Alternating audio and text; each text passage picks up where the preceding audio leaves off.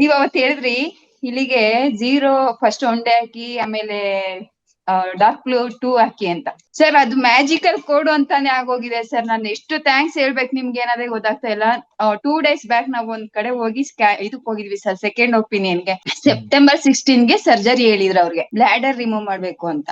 Report ಎಲ್ಲಾ ನೋಡಿ, report in ಪ್ರಕಾರ ತೆಗಿಬೇಕಾಗುತ್ತೆ, ಒಂದು ಟೆಸ್ಟ್ ಮಾಡ್ಬಿಡಿ ಅನ್ಬಿಟ್ಟು NMP22 ಟೆಸ್ಟಿಗೆ ಬರ್ಕೊಟ್ರು. ಇಮಿಡಿಯೇಟ್ ಆಗಿ ಯೂರಿನ್ ಟೆಸ್ಟ್ಗೆ. ಸರ್ ಅದು ನೆಗೆಟಿವ್ ಬಂತು ಸರ್. ಅದು ಅವ್ರು ಕೇಳಿದ್ರು, ಸರ್ ನಿಮ್ಗೆ ಈ ರಿಪೋರ್ಟ್ಗೂನು ಈಗ ನಾನ್ ಮಾಡ್ಸಿರೋ ಟೆಸ್ಟ್ಗೂನು ವೇರಿಯೇಷನ್ ಇದೆ, ನೀವು ಅದೇನು ಗೆಡ್ಡೆ ಸಿಂಪ್ಟಮ್ಸ್ ಅದು ಟೆಸ್ಟಿಗೆ ಕಳ್ಸಿರೋ ಅದನ್ನ ತಗೊಂಡ್ ಬಂದು ಇನ್ನೊಂದ್ಸಲ ಟೆಸ್ಟ್ ಮಾಡ್ಸಿ, ಬಯೋಪ್ಸಿ ಮಾಡ್ಸಿ, ಯೂರಿನರಿ ಬ್ಲಾಡರ್ ತೆಗಿಯೋ ಅವಶ್ಯಕತೆನೇ ಇಲ್ಲ, ಇದ್ರಲ್ಲಿ ಕ್ಯಾನ್ಸರ್ ಸೆಲ್ಸೇ ಕಾಣಿಸ್ತಾ ಇಲ್ಲ ಆ ಟೆಸ್ಟ್ ಅಲ್ಲಿ ಇದ್ರಲ್ಲಿ ಅಂತ ಅಂದ್ರು.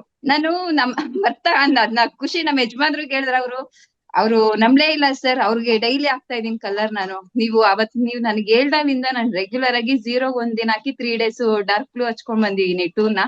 ಅದು ಫೀಡ್ಬ್ಯಾಕ್ ನನ್ಗದು ಒಂದು ನನ್ನ ಇದು ಅಂತಾನೆ ಹೇಳ್ಬೋದು ಸರ್.